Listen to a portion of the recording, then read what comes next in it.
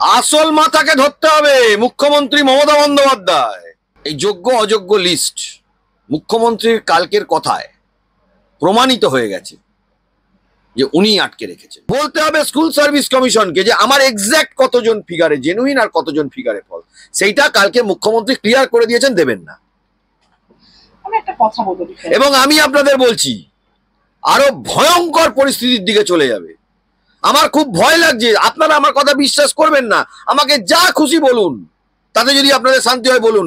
ভয়ঙ্কর পরিস্থিতিটা যেটা যাবে, এই টাকা রিকভারিতে আবার যোগ্য অযোগ্য না গুলিয়ে যায়। ওই কর্মচারী যখন বলেছে না, কর্মচারী যখন বলেছে যে সুপ্রিম কোর্ট বলেনি, কোথায় না করেছে সুপ্রিম কোর্ট সেই প্যারাগ্রাফটা বলুক। আমি তো জাজমেন্টের প্যারাগ্রাফ প্রত্যেক ক্ষেত্রে কোট করছি, বলুক। আমাদের কাছে কি আছে সেটা তো আমরা জানি। আমরা বলছি 10,750। কে বলেছিল? ব্রাত্য বসু। হ্যাঁ, আপনারাও পারেন। এই কর্মচারীর কথা কেন বিশ্বাস করেছেন? কর্মচারীর কথা আপনারা কেন মিডিয়াতে চালিয়েছেন? মানুষ সেখানে যারা আন্দোলন করছেন তারা কর্মচারীকে কেন বিশ্বাস করছে? কর্মচারীকে কেন ধরতে গেছে? কর্মচারীকে ধরে কি হবে? আসল মাথাকে ধরতে হবে মুখ্যমন্ত্রী মমতা বন্দ্যোপাধ্যায়। এর দোষ করেছে, ও মামলা করেছে, এ করেছে, এটা কি ন্যারেটিভ হলো নাকি? ময়দানে দাঁড়িয়ে বড় কথাবার্তা হলো নাকি? যোগ্যদের লিস্টটা এখনো দেননি কেন? কেন দিচ্ছেন না যোগ্যদের লিস্টটা? দেখুন, আমি এর আগেও অনুরোধ করেছি, সংবাদ মাধ্যমে অনুরোধ করেছি, মুখ্যমন্ত্রীকে যে বিশ্বাস করবেন। অনেকে আশা রাখছেন, অনেকে ভাবছেন যে সরকার বাঁচিয়ে দেবে, অনেকে ভাবছেন যে আইনজীবীরা চাকরি খেয়ে নেবে। খুব দৃঢ়তার সাথে বলছি, আপনাদের আমার কথা বিশ্বাস করতে হবে না, কিন্তু আমি আমার কথাটা বলছি। এই যোগ্য অযোগ্য লিস্ট মুখ্যমন্ত্রীর কালকের কথায় প্রমাণিত হয়ে গেছে যে উনি আটকে রেখেছেন। আমি বলছি উনি আটকে রেখেছেন। কোন আঙ্গিক থেকে বলছেন? আগের দিন মুখ্যমন্ত্রী বললেন না নেতাজি ইন্ডোর স্টেডিয়ামে যে আপনাদের যোগ্য অযোগ্য লিস্ট নিয়ে কি হবে? কেন বললেন উনি ওটা? কেন বললেন উনি ওটা? কারণ এই কর্মচারীগুলো কি করবে? এসএসসি চেয়ারম্যানই বা কি করবে? ব্রাত্য বসুই বা কি করবে? উনি তো বললেন প্রকাশ্যে, উনি তো বলেছেন প্রকাশ্যে। মুখ্যমন্ত্রী তো বলছেন তিনি কলকাতায় থাকলে একদম রীতিমতো 10 বার ফোনে কথা বলেছেন। তিনি বলছেন 1 সেকেন্ডের মধ্যে বিষয়টা মিটিয়ে। বাজারে বাজারে বাজারে বাজারে উনি যখন বলতে পারেন MA BA LLB MCom BCom PhD, সেটা গলায় ঝুলিয়ে নিয়ে বেরোতে পারেন, তো অসুবিধে কি আছে? দেখুন, এই সব ধরনের অবাস্তব কথাবার্তা একটা প্রজন্মকে ধ্বংস করে দিয়ে এই ধরনের কথাবার্তা বলার মানে হয় না। আমাদের দেশে ফাঁসির একটা প্রচলিত ধারা আছে, ফাঁসি দেওয়া হয় আমাদের দেশে। যে কোর্টে ফাঁসি হয় প্রচলিত একটা প্রথা আছে, আইন নেই, প্রথা আছে, প্রথা। যে জজ সাহেব ফাঁসির রায় সই করেন সেই পেন দিয়ে আর তিনি লেখেন না বা পেনটি ভেঙে ফেলেন। এটা একটা প্রচলিত প্রথা আছে। আমি আইনের কথা বলছি, আমি কোনো রাজনৈতিক দলের হয়ে পক্ষে বিপক্ষে কোনো কথা বলছি না। হ্যাঁ, মুখ্যমন্ত্রী সম্বন্ধে বলছি, উনি প্রতারণা করছেন তাই বলছি। অন্য কোনো রাজনৈতিক দলকে পজিটিভও বলছি না, নেগেটিভও বলছি না। ঠিক সেরকমই যখন পুরো প্যানেল বাতিল হয়, কেউ চায় না পুরো প্যানেল বাতিল হোক। আপনারা কলকাতা হাইকোর্টের অর্ডারের 242 নম্বর প্যারাগ্রাফ, কলকাতা হাইকোর্টের অর্ডারের 265 নম্বর প্যারাগ্রাফ, আর সুপ্রিম কোর্টের যে ফাইনাল জাজমেন্ট 3রা এপ্রিল এসেছে 2025, তার 42 নম্বর প্যারাগ্রাফ দেখলে বুঝতে পারবেন রাজ্য সরকার বলেছে আমরা এই লিস্ট দেবো না। কম্পেয়ার টু মুখ্যমন্ত্রী স্টেটমেন্ট যদি আপনি দেখেন, তিনিও বলছেন একই জিনিস, একই সূত্রে তিনি বলছেন যোগ্য অযোগ্যদের লিস্ট নিয়ে কি হবে। আর সুপ্রিম কোর্টের 42 নম্বর প্যারাগ্রাফে যদি আপনি দেখেন, খুব স্পেসিফিক্যালি সুপ্রিম কোর্ট বলছে যোগ্য অযোগ্যকে গুলিয়ে দেওয়ার জন্য, কভার আপ করার জন্য, ক্যামোফ্লেজ করার জন্য পুরো প্যানেলকেই বাতিল করতে হবে।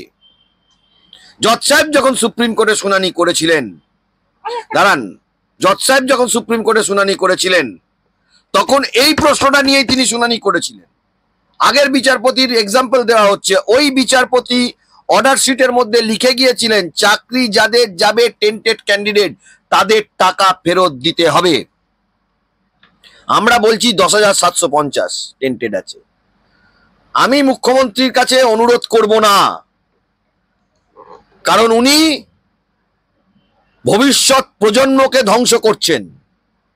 আমি সাধারণ মানুষ টার্মিনেটেড ক্যান্ডিডেটের কাছে অনুরোধ করব, মুখ্যমন্ত্রীর কথায় বিশ্বাস যদি করেছেন আরো ভয়ঙ্কর পরিস্থিতির দিকে কিন্তু চলে যাবে। 10,750 এদের টাকা ফেরত দিতে হবে। লিস্ট 10,750টা আমরা বলছি, এসএসসি কখনো 5,000 বলছে, কখনো 7,000 বলছে। কি লিস্ট বানিয়েছে কেউ তো জানে না। ওই লিস্ট প্রকাশ্যে আসছে না এই জন্য। কেউ যদি ভবিষ্যতে পরীক্ষা দেয় তখন কারা পরীক্ষা দেবে আর কারা পরীক্ষা দেবে, 26,000 পরীক্ষা দেবে।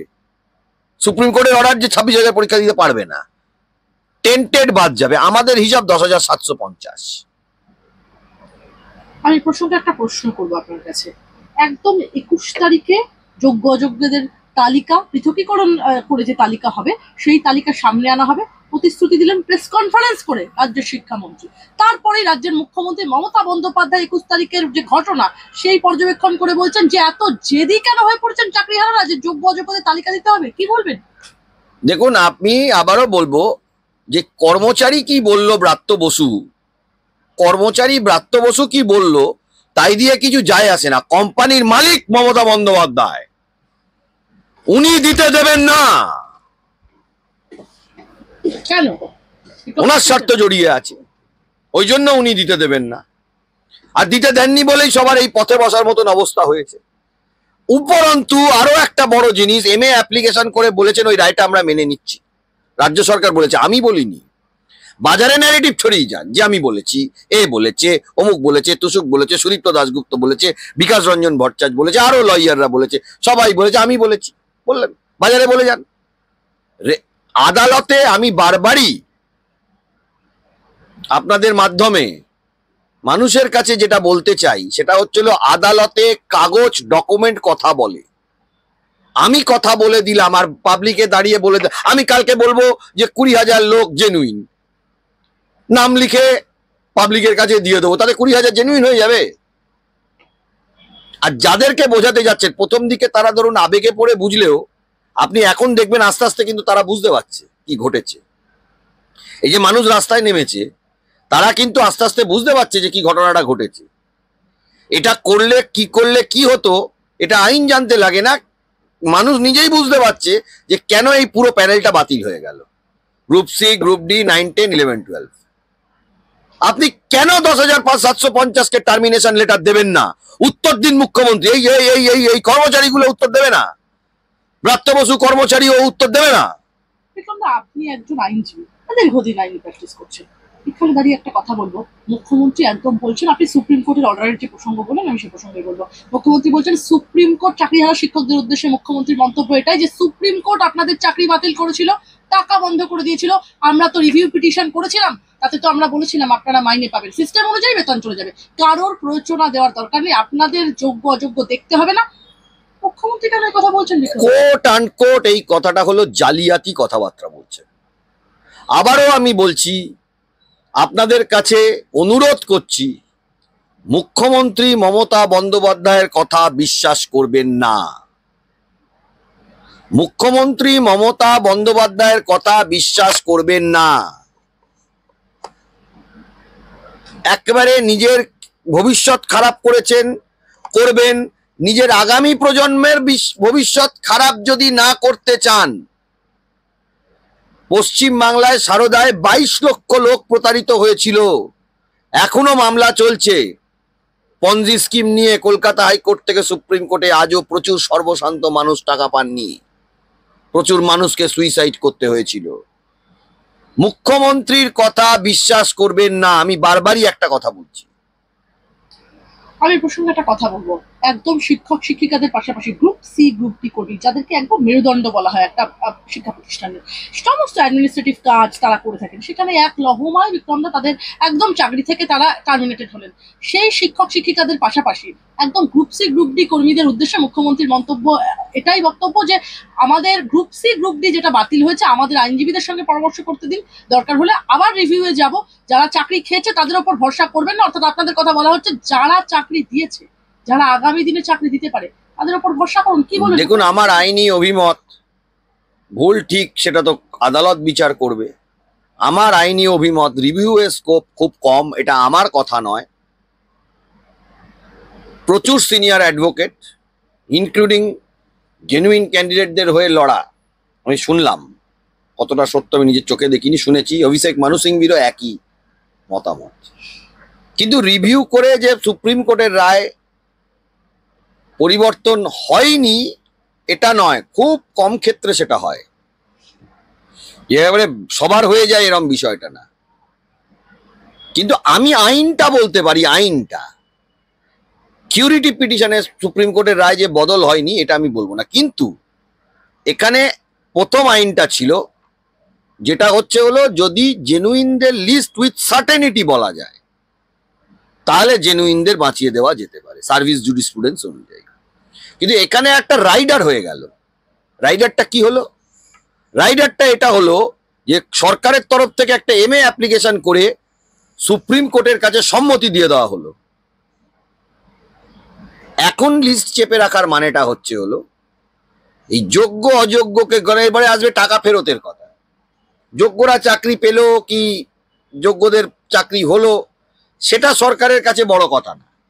এখন আসবে হলো টাকা ফেরতের কথা। এই টাকা ফেরতেও যোগ্য অযোগ্যকে গুলিয়ে দেওয়া হবে। আমি আপনাকে বলছি, আরে কর্মচারীরা কি করবে? ব্রাত্য বসু কি করবে? ও নাটক করার জায়গায় ওকে নাটক করা দরকার। মন্ত্রী হয়েছে, মন্ত্রী হয়েও নাটক করছে। নাটকটা তো ব্রাত্য বসু ভালোই করতে পারে। আর কথা বলবো, আপনি যেরকমটা বললেন, সুপ্রিম কোর্ট তো বিক্রমদা নিজেই বলেছে যে ফ্রড ছাড়া কনসেন্ট অর্ডারের রিভিউ চলে না। এখানে কোনো ফ্রড ছিল না, সব পক্ষের সম্মতিতে আদেশ হয়েছে, এক্ষেত্রে কি হবে? দেখুন, কনসেন্ট অর্ডার আন্ডারটেকিং, সুপ্রিম কোর্টের অর্ডারটার খুব ভালো করে একটা জিনিস বুঝতে হবে, আইনি ব্যাখ্যাটা।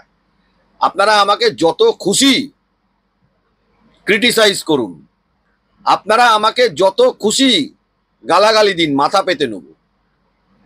আপনারা সরকারের সাথে লড়াই করে সুপ্রিম কোর্টে আইনি আদালত করে জেনুইনরা বেঁচে বেরিয়ে যান যদি পারেন। আমাদের তো যে জেনুইন ক্যান্ডিডেটদের বিরুদ্ধে যখন সিঙ্গেল বেঞ্চে মামলা চলেছে কোনো অভিযোগ ছিল না। ডিভিশন বেঞ্চে জেনুইন ক্যান্ডিডেটদের বিরুদ্ধে কোনো অভিযোগ ছিল না। জেনুইন ক্যান্ডিডেটদেরও দোষ আছে। অন্যায় যে করে আর অন্যায় যে সয়, দোষ আছে। কেন বলছি? তাদের বুঝতে হবে বিষয়টা, আইনি বিষয়টা বুঝতে হবে। তাতে আমাকে হাজার লোক গালাগালি দিল, হাজার লোক আমার বিপক্ষে চলে গেল, আমার কিছু করার নেই। আমাকে আইনটা আইনের কথাই বলতে হবে। দুধ দুধ, জল জল, আমাকে সেটাই বলতে হবে। চাল চাল, কাঁকড় কাঁকড়। জেনুইন ক্যান্ডিডেটদের কলকাতা হাইকোর্ট থেকে প্রত্যেকটা ক্যান্ডিডেটকে চাকরি যাওয়ার আগে নোটিশ করেছিল। এটা জেনুইন ক্যান্ডিডেট যারা, তারা অস্বীকার করতে পারবে না। হাইকোর্টে এলেন না কেন? আমি আপনাদের কাছে এই প্রশ্নটা রাখলাম, যারা জেনুইন তাদের কাছে এই প্রশ্নটা রাখলাম। আমি বলে দিচ্ছি কারণটা আপনারা কেন আসেন। তৃণমূল দলের এই মমতা বন্দ্যোপাধ্যায় কিছু দালাল বাজারে নামিয়ে দিয়েছিল। দালাল, ভালো করে কথাটা শুনুন, দালাল। এই দালালগুলো আপনাদের বুঝিয়েছে যে কিচ্ছু হবে না, তাই জন্য আপনারা হাইকোর্টে আসেন। এই যে বললাম, অন্যায় যে করে আর অন্যায় যে, আপনারা অন্যায়টা সয়ে গেলেন, আপনারা হাইকোর্টে এলেন না। অথচ কোর্ট নোটিশ দিয়ে আপনাদের ডাকলো। প্রত্যেকটা জেনুইন ক্যান্ডিডেটকে আমি প্রশ্ন করতে চাই, এটা 26,000 টার্মিনেটেড হয়েছেন, আমাদের হিসাব 10,750, 26,000 থেকে 10,000 বাদ দিন, 16,000 সামথিং ফিগারটা আসবে, 15,000 সামথিং ফিগারটা আসবে। এই 15,000 ক্যান্ডিডেটকে আমি প্রশ্ন রাখছি। 10,000-এর বেশি আমরা অভিযোগ করিনি, বাদ দিলাম। 15,000-এর নামে তো কোনো অভিযোগ করিনি। কোর্ট 26,000-কেই ডেকেছে। এই 26,000-এর মধ্যে 10,000, 8,000, 2,000 ছেড়ে চলে গেছে, 8,000 লোক 9,000 লোক মামলা চালাচ্ছে। আপনাদেরকেও ডাকা হলো ডিভিশন বেঞ্চে, সুপ্রিম কোর্টে না বলছি, আপনারা কেউ এলেন না। স্কুল সার্ভিস কমিশনকে জিজ্ঞেস করা হলো আরো কত ইলিগ্যালিটিস। আমি বলছি তো জজ সাহেবরা চাইনি, কেউ চাইনি। আমি বললাম তো ফাঁসি দিয়ে দেওয়ার পরে জজ সাহেবরা প্রথা আছে পেনটা ভেঙে ফেলে, না দিয়ে আর উপায় নেই। ডাকা হলো স্কুল সার্ভিস কমিশনের চেয়ার, বলে আমি বলতে পারবো না আরো কত ইলিগাল, এই 15,000-এর মধ্যে ইলিগালিটি থাকতে পারে। জজ সাহেব বলছেন বলছেনটা কি, তাতে পুরোটাই চলে যাবে।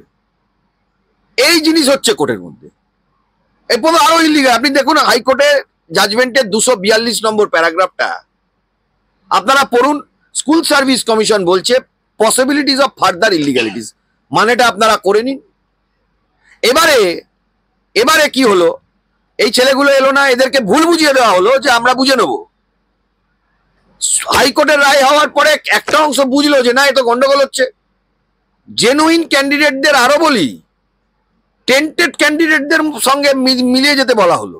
এটাও হয়েছে, আমি আপনাদের বলে রাখি, মামলাতে কিছু জেনুইন ক্যান্ডিডেট সুপ্রিম কোর্টে ডাইরেক্ট লিভ টু এসএলপি করে বলেছিলেন যে আমরা জেনুইন, কিন্তু বললে তো হবে না। আমি যদি বলি আপনি জেনুইন, কি লাভ হবে? আপনার চাকরি চলে আসবে।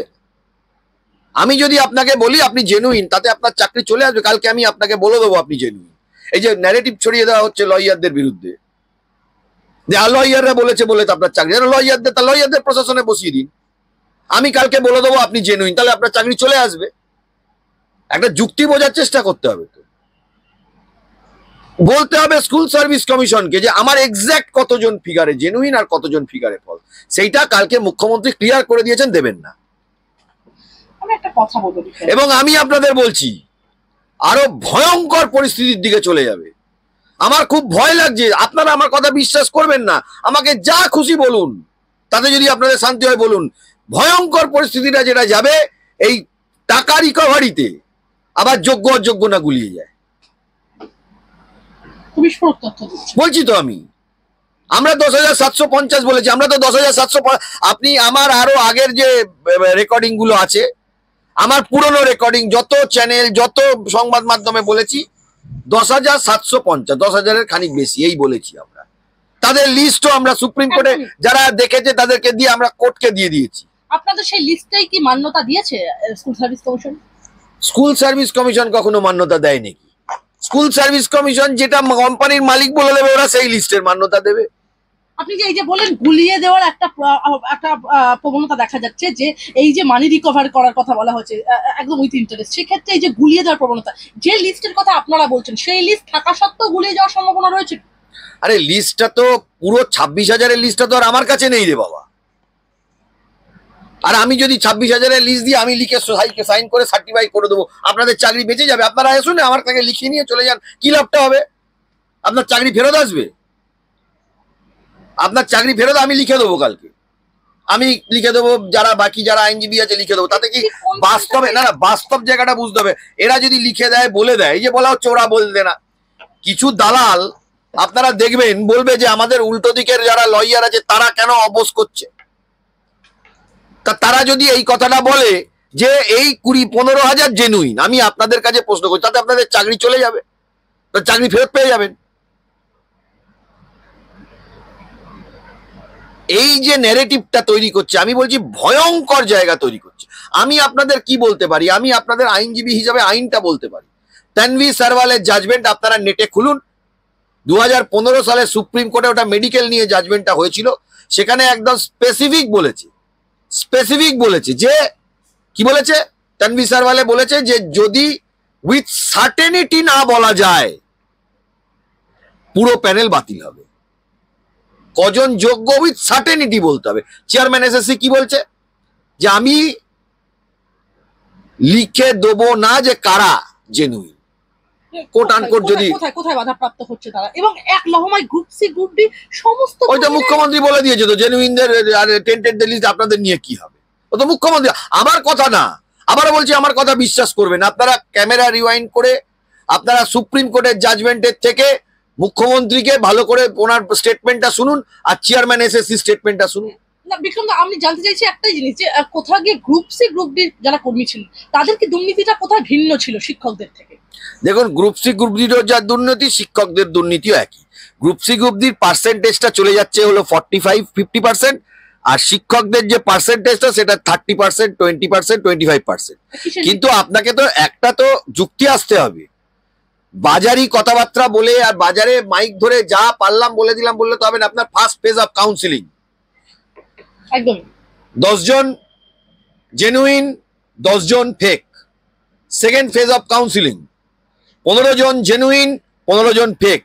থার্ড ফেজ অফ কাউন্সিলিং, 20 জন জেনুইন, 20 জন fake. Fourth phase of counselling, out of expiry ঠিক 10 জন জেনুইন, 10 জন fake. Fifth phase of counselling, out of expiry, 10 জন জেনুইন, 10 জন ফেক। লিস্ট কই? ওটা কি সারদার লাল ডায়েরি হয়ে গেছে? না, একটা প্রশ্ন করবো, তাহলে কমিশনের তরফ থেকে যে বলা হচ্ছে যে বৈধতা দেওয়া হচ্ছে 3টে কাউন্সিলিং অবধি, যে বৈধতা 8টা কাউন্সিলিং হয়েছিল, সেই 3টে কাউন্সিলিং বৈধতা তো আপনি বলছেন সে তো এখন সুপ্রিম কোর্টের মধ্যে জিনিসটা চলে গেছে, কমিশন দেয়নি, তার জন্য অর্ডার হয়ে গেছে। তাই জন্য এখন ওরা কাউন্সিল এসএসসির তরফ থেকে এটাও একটা আমি বলবো যোগ্য এবং অযোগ্যকে গুলিয়ে দেওয়ার চেষ্টা। সুপ্রিম কোর্টের রায় হয়ে যাওয়ার পরে আপনার মনে পড়লো? সুপ্রিম কোর্টের রায় হয়ে যাওয়ার পরে আপনার এই কথাটা মনে পড়লো? আর এসএসসি কিন্তু অফিসিয়ালি কিছু বলছে না, এটা বাজারে একটা রটিয়ে দেওয়া হলো। ভালো করে বুঝুন, এর পরবর্তীকালে মুখ্যমন্ত্রী বলছে এটা বাজারে রটিয়ে দেওয়া হলো, এসএসসি অফিসিয়ালি কিছু বলছে না। আর অফিসিয়ালি যে 4টা দিয়েছে ওই নোটিশটার সাথে, ওই 4টা কেউ পায়নি। আমি এই প্রসঙ্গে তাহলে বলবো, আপনার কথা ধরেই আমি যদি কথা বলি, তাহলে স্কুল সার্ভিস কমিশন যে বলছে থার্ড ফেজ অফ কাউন্সিলিং অবধি যে বৈধতার কথা তারা বলছে, সেখানেও তো একটা গুলিয়ে দেওয়ার প্রবণতা রয়েছে। দেখুন, প্যানেল এক্সপায়ার করে যায় 1 বছর পর। কোনো অথরিটি প্যানেল এক্সপায়ারির পরে চাকরি দিতে পারে না। কিন্তু হ্যাঁ, কোর্ট পারে। আবারও আমি বলছি, প্যানেল এক্সপায়ারির পর আমরা যতটা আইন জানি কোর্ট পারে। তাহলে যেভাবে যে প্রসেসে জিনিসটা করতে হতো সিঙ্গেল বেঞ্চ থেকে সুপ্রিম কোর্ট অবধি, সেটাই যোগ্য অযোগ্যকে গুলিয়ে দিয়ে এখন সুপ্রিম কোর্ট কি বলবে? বা আপনি এমএ অ্যাপ্লিকেশন করেও তো মেনে নিলেন, আমি ছেড়ে দিন, আমি সব থেকে বাজে কাজ করেছি, আপনি তো মেনে নিলেন। আমার কথা না, আপনার কাগজ বলছে। যারা বলছেন আমাদের কথা বিশ্বাস করবেন না, বিরোধী আইনজীবীদের কথা বিশ্বাস করবেন না, আমি বলছি তো করবেন না, আমিই তো বলছি করবেন না। আরে আপনি কাগজটা দেখুন না, তাতে কি লেখা আছে সেটা। আপনারা তো প্রত্যেকে উচ্চ শিক্ষিত। যোগ্যদের তালিকা দিয়ে ডিআইদের চিঠি পাঠালো স্কুল শিক্ষা দপ্তর, একদম যোগ্যদের আপাতত কাজ চালানোর নির্দেশ দিয়েছে কোর্ট, সেই অনুযায়ী ব্যবস্থা নেওয়ার নির্দেশ একদম শিক্ষা দপ্তরের। অর্থাৎ যে তালিকা সাইটে আপলোড করার কথা ছিল তা ডিআইদের কাছে পৌঁছে দিল স্কুল শিক্ষা দপ্তর, যদিও সেই তালিকা প্রকাশ করতে চাইছে না স্কুল শিক্ষা দপ্তর, কিন্তু তালিকা চলে গিয়েছে ডিআইদের অফিসে। কি খেলাটা কি? তালিকাটা প্রকাশ যদি হয়ে যায় যোগ্য অযোগ্য গোলানোর তালিকা, তাহলে যেটা হবে, এখনো গোলাতে কতটা পেরেছে, কারণ নামগুলো তো আমরাও জানি, কোন কোন নাম উঠে আসবে, কার আত্মীয় উঠে আসবে, হ্যাঁ, ভাইপোর কে উঠে আসবে, এগুলো আমরা জানি। তালিকাটা যেই বেরোবে, ধরুন পিসির আত্মীয় উঠে আসলো, জ্যাঠার আত্মীয় উঠে আসলো, ভাইপোর আত্মীয় উঠে আসলো, এ তো হবে। তাকে লোকে ছেড়ে দেবে। তালিকাটা যদি বেরোয়, আপনার দেখুন, এটা মেনটেনিং ট্রান্সপারেন্সি। চাকরি ফেরত পাবে কি ফেরত পাবে না সেটা আপনি ছেড়ে দিন, সেটা আপনি পরে বুঝে নেবেন। তালিকাটা কোথায় বলেছে? যে সুপ্রিম কোর্ট আমাকে ওই কর্মচারী যখন বলেছে যে সুপ্রিম কোর্ট বলেনি, কোথায় না করেছে সুপ্রিম কোর্ট সেই প্যারাগ্রাফটা বলুক। আমি তো জাজমেন্টের প্যারাগ্রাফ প্রত্যেক ক্ষেত্রে কোট করছি, বলুক না। সেই তালিকার কথা আপনি এক্ষুনি বলেন, আপনারা নাম জানেন, সেই নাম কি আপনারা কখনো পাবলিক ডোমেইনে রিভিল করবেন? তালিকাটা বেরোলে রিভিল করবো। তালিকাটা বেরোলে আমি যদি আজকে 4টে নাম বলি, যে অমুকের জ্যাঠা, অমুকের কাকা, ভাইপোর অমুক, পিসির অমুক, আমি যদি নামটা বলি, সঙ্গে সঙ্গে বলে মিথ্যা কথা বলছে। সেই তালিকা আপনাদের কাছে আছে? আমাদের কাছে কি আছে সেটা তো আমরা জানি। আমরা বলছি 10,750। আমরা বলছি 10,750। আমি এই আবহেই একটা কথা বলবো, রাজ্যের শিক্ষামন্ত্রী বলছেন আমরা আগেই বলেছিলাম যা করব আইনি পরামর্শ নিয়ে করব, সব পদক্ষেপ সেই আইনি পরামর্শ নিয়েই করা হচ্ছে, এমন কিছু করা উচিত না যা রিভিউ পিটিশনকে দুর্বল করে। দেখুন, আমি কর্মচারীর কথার উত্তর দেবো না, কর্মচারীর কথার উত্তর দেবো না, কোম্পানির মালিকের উত্তর দেওয়া উচিত। একটা ভবিষ্যৎ প্রজন্মকে আপনি ধ্বংস করে ছেড়েছেন, একটা ভবিষ্যৎ প্রজন্মের তাদের যারা ছোট ছেলে মেয়ে আছে তাদের জীবনটা আপনি ধ্বংস করেছেন। আমি সমস্ত স্তরের মানুষকে, এ রাজ্যের সমস্ত স্তরের মানুষকে, যত প্রতারিত মানুষ আছে, টার্মিনেটেড ক্যান্ডিডেট যারা চাকরি পাননি, এই প্রতারকগুলোর জন্য সমস্ত মানুষকে বলবো রাস্তায় নামতে। আপনাদের জন্যই এসএসসি লড়ছে, সরকার আপনাদের পাশে আছে, আমাদের সঙ্গে সহযোগিতা করুন, আমাদের কাজ আমাদের করতে দিন, আপনাদের কাজ আপনারা করুন। শিক্ষামন্ত্রী এই কথা বলছেন। আমি কোম্পানির মালিকের কথা বলবো, আমি কোনোভাবেই কর্মচারীর কথা বলবো না। কর্মচারীকে ধরাটাই বেকার, কর্মচারী কি বলবে? কর্মচারী বলেছিল যে আমি 21 তারিখে দিয়ে দেবো, 21 তারিখে দিয়ে দেবো। মালিক বলেছে কি, এই যে দেখুন না, মালিক তো নিজেই বলছে। আগে মালিক ভেতরে বলতো, এখন মালিক পাবলিকের চাপে বাইরে বলে ফেলেছে, ভুল করে বাইরে বলে ফেলেছে। কোম্পানির মালিক ভুল করে বাইরে বলে ফেলেছে যে আপনাদের নিয়ে যোগ্যদের লিস্ট নিয়ে কি হবে সেটা আমরা বুঝবো, ওটা কোম্পানির মালিক বলে ফেলেছে। এখন কর্মচারীকে বলছে এই তুমি বললে কেন দেবে, বন্ধ করো, 21 তারিখ দিয়ে দেবো না। এই তো হয়েছে। কেউ বলছে ব্রাত্য বসু পাল্টি মারি, কিচ্ছু পাল্টি মারেনি। কর্মচারী বুঝতে পারেনি মালিক কি চাইছে, এবারে মালিক ওই জন্য তখন বলে ফেলেছে, এখন মালিককে ওই জন্য বলতে হচ্ছে। একদম ব্রাত্য বসুর এই সমস্ত মন্তব্যের পরে ক্ষোভে ফুসছেন চাকরিহারারা। লিস্ট না দিলে বিক্রমদা যোগ্য কি করে স্কুলে যাবেন, কে যোগ্য বোঝা যাবে কি করে, এই কথা তো বলছেন চাকরিহারা। এটা তো স্বাভাবিক ব্যাপার, লিস্ট তো লাগবেই। যদি নতুন পরীক্ষা যে হবে, নতুন পরীক্ষা লিস্ট অযোগ্য গুলো বসতে পারবে। ওই 10,750 কে কি ভেবেছেন আমরা বসতে দেবো? 10,750 কে কি ভেবেছেন বসতে দেবো? আর টাকাটা কি হবে? আপনার আমার করের টাকায় 10,750 টাকাটা কি হবে? হ্যাঁ, পয়সা খেয়ে চাকরি দিয়েছে, ওই টাকাটা কি হবে? ওরা ঘরে নিয়ে যাবে। লিস্ট কি সরকারকে বের করতেই হবে ভবিষ্যতে, কি বুঝতে পারছেন? লিস্ট ছাড়া টাকাটা আদায় কার থেকে হবে? ওই জন্যই তো যোগ্য অযোগ্য গোলানোর চেষ্টা করছে। এই বিষয়ে কি আপনারা আইনি পদক্ষেপ করবেন?